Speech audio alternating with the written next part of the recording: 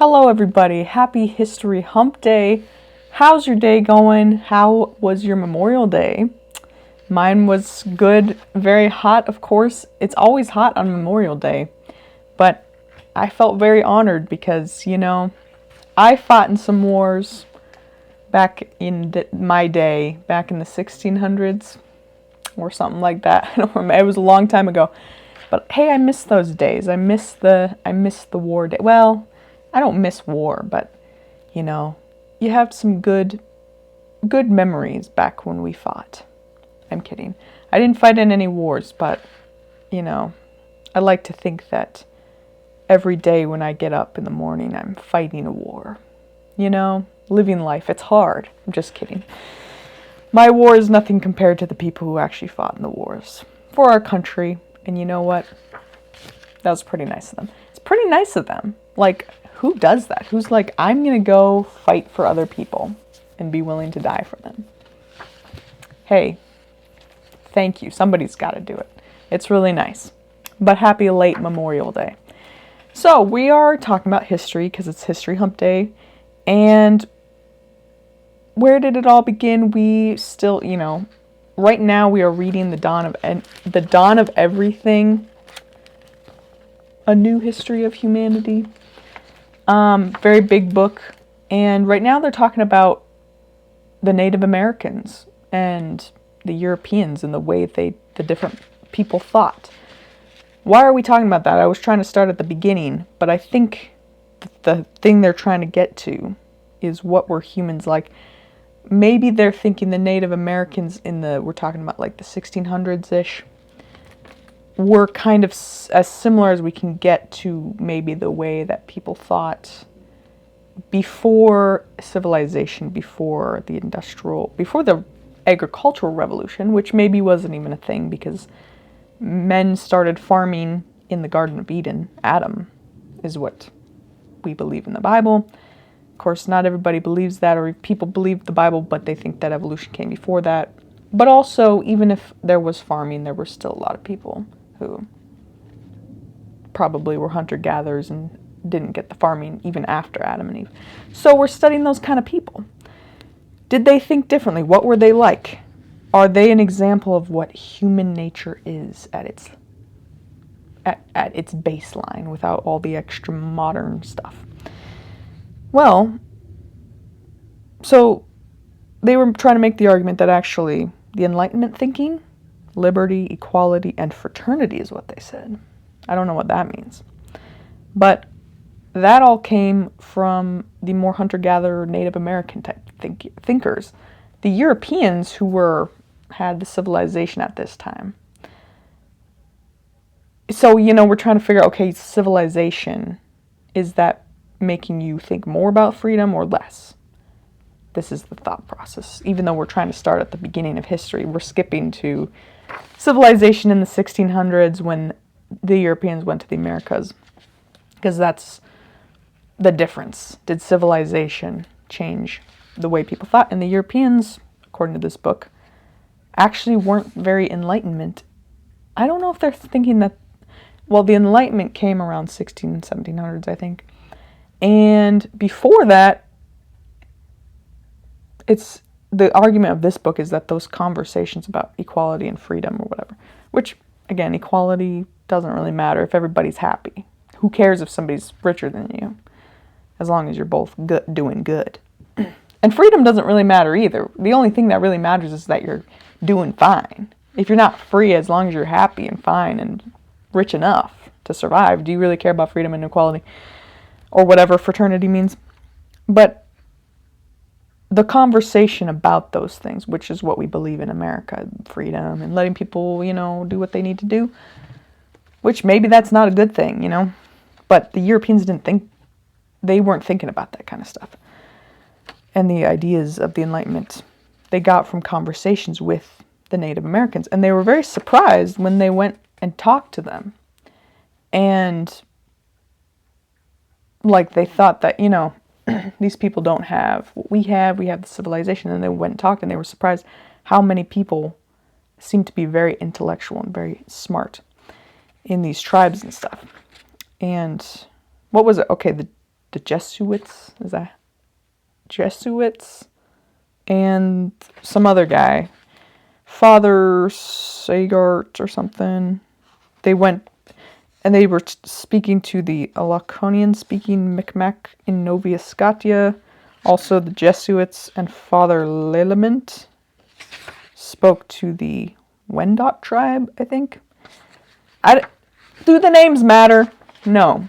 All that matters is there were the civilization people from Europe talking to the Native Americans, and they have, this book is kind of proving that the Native Americans were, the Europeans were surprised at how well spoken the Native Americans were, and how they could argue and debate, and they could make arguments for freedom, and that the Europeans at that time were actually against freedom.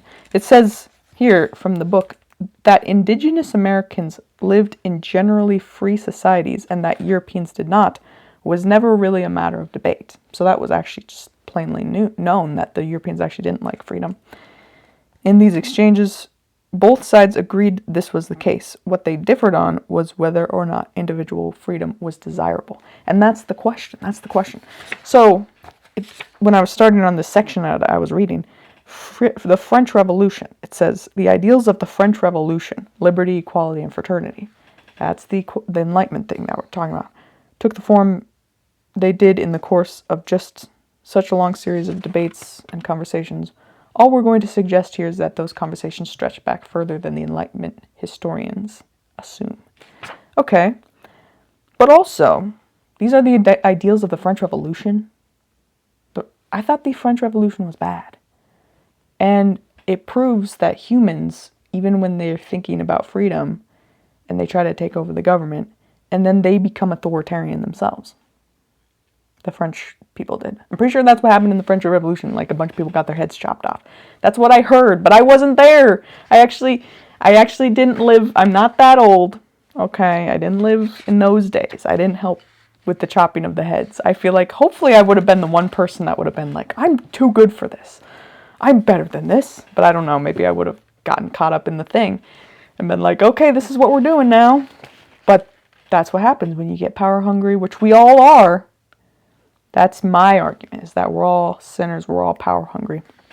So, but this is interesting because they're saying that the Native Americans, the thing that they would do is, like, they wouldn't even punish murderers, but because the society, like their group, their family would have to pay the price for the wrongdoing of one of them, which is an interesting way to handle things. And the Europeans thought that was weird, but then they were like, actually, it's kind of effective because, which does seem wrong, like, oh, you're punishing people for what they didn't do, but it means that you have a responsibility to take care of your fellow family member and make sure they don't turn into a murderer.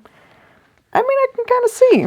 So, they also noticed, the Europeans noticed about the Native Americans that there was no such thing as like a government that would judge you. So, when it came to questions of personal freedom, equality, blah, blah, blah, where was that? Maybe I'm in the wrong section. But it's not about equality under the law like the Europeans would say. Because with that, technically, it's not equality because the person judging you under the law is over you. But they're saying that with the Native Americans, it was like no one was over anybody. But sometimes I'm like, okay, that's some tribe here that the Jesuits were talking about, which brought up the conversation about freedom and equality, which is that a good thing even in and of itself? What is the actual solution? The thing is, it probably worked out for a lot of tribes and maybe didn't work out for others. Because at the end of the day, everybody's a sinner, everybody's power hungry. So no matter what system you have, some tyrannical government's going to take over. Or the people are just going to kill each other. In either scenario. It can be bad. So what's the best system? Obviously, whatever system I come up with, which I don't even know. I don't know what I would come up with. I always thought that, probably the best thing is capitalism and letting people, which is kind of freedom, I guess. So I guess I do believe in freedom.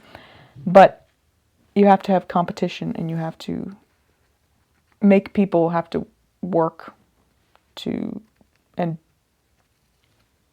be in line, stay in line, don't get out of line, so that they're forced to be good. They're like, even in capitalism with the greedy stuff, they're greedy, but their greed forces them to do good for other people, for them to make money, if that makes sense. That would be my system. But also the best system is just Jesus, believing in Jesus. And because, he paid the price for all of our sins anyways. But here's the thing. They were talking about how the Europeans were trying to say that the Christian faith is superior.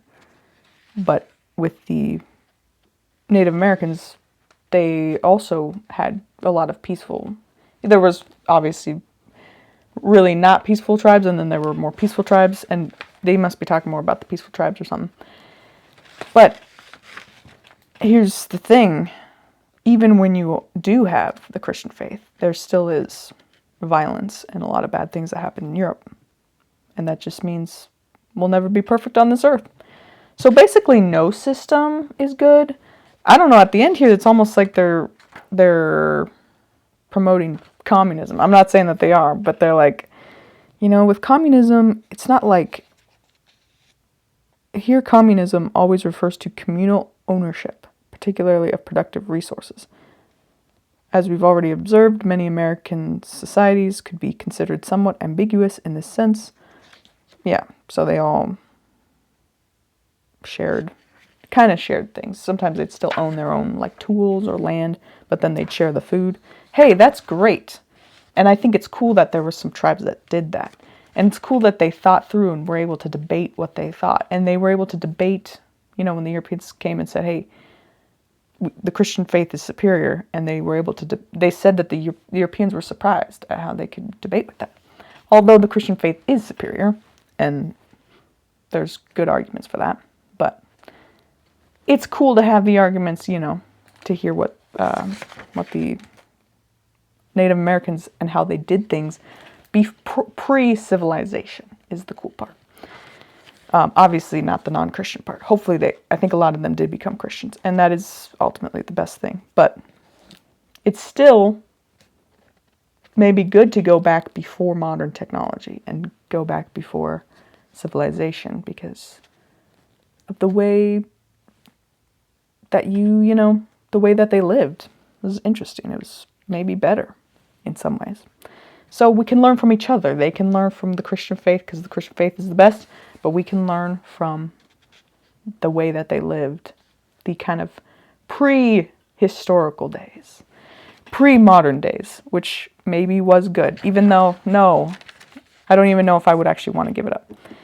But yeah, so that pretty much covers it. The proof that basically they're trying to prove in this book that a lot of the Enlightenment ideas came from the Native Americans.